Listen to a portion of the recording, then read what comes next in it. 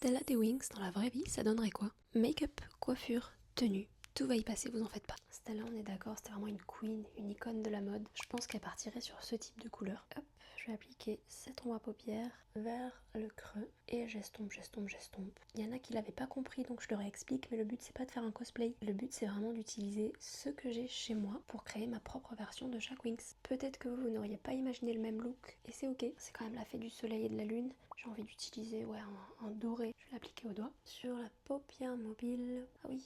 Et le but c'est quand même de créer des looks assez soft qui sont portables dans la vraie vie et avec des pièces que tout le monde a un peu chez soi. J'ai beaucoup de chutes de paillettes mais c'est pas grave, on est une fée. Petit ras de cils inférieur comme ça. Stella c'est vraiment la meuf archi confident. Pour moi elle est du signe lion, c'est obligé. Elle a peur de rien, elle est prête à toujours défendre ses amis. Elle est très arrogante quand même, hein. Elle est là quoi. Crayon dans les muqueuses. Liner. Je fais un trait à l'extérieur comme ça. La première vidéo avec Bloom vous a tellement plu que je me suis dit qu'il fallait que j'en fasse une série de ces vidéos. Ça me fait trop du bien de me reconnecter à cette partie de mon enfance. Je vais venir faire un petit triangle ici pour que ça suive bien le liner. Et ça allonge le regard, je trouve. Ça fait vraiment cet effet œil de chat. Mascara maintenant. D'ailleurs, vous trouvez pas que les nouveaux dessins animés Winx en 3D, bah c'est pas ouf par rapport à ce qu'on a connu à l'époque. Je pense que c'est ma nostalgie qui parle, hein, mais bon. Et sur les cils du bas, je mets du mascara, mais marron. Je pense qu'en combo lèvres, elle pourrait mettre ça. Un crayon un peu marron.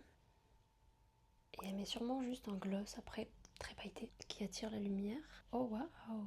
Je pense qu'elle met plus de blush. Et plus d'highlighter aussi, pour attirer la lumière toujours. Sur le nez et en haut des pommettes. Et elle met sûrement un spray qui rend son make-up un peu plus glowy.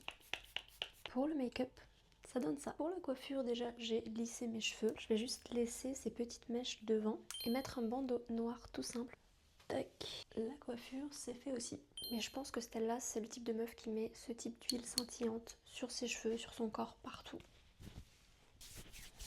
On passe à la tenue bien sûr, et Stella, j'ai envie qu'elle slay. Déjà je vais garder ce haut parce que c'est complètement dans sa palette de couleurs. En bas, l'association du orange et du vert, c'est tellement Stella. C'est bon, on arrive à la fermer. Évidemment, je vais venir mettre une ceinture. Elle me fait penser à des soleils, donc on est dans le thème. Pour les chaussures, quoi de mieux que des compensés. C'est très joli, mais je vais encore accessoiriser un peu. Pour rappeler le vert, je vais mettre ces petites boucles d'oreilles, des petites bagues en étoile. Et ce collier me fait trop penser à un soleil, donc je suis obligée. Ce sac à main en paille, elle vient ajouter un petit charme. Par contre, je pense qu'elle se la pète un peu sur le campus. Lunettes de soleil oblige.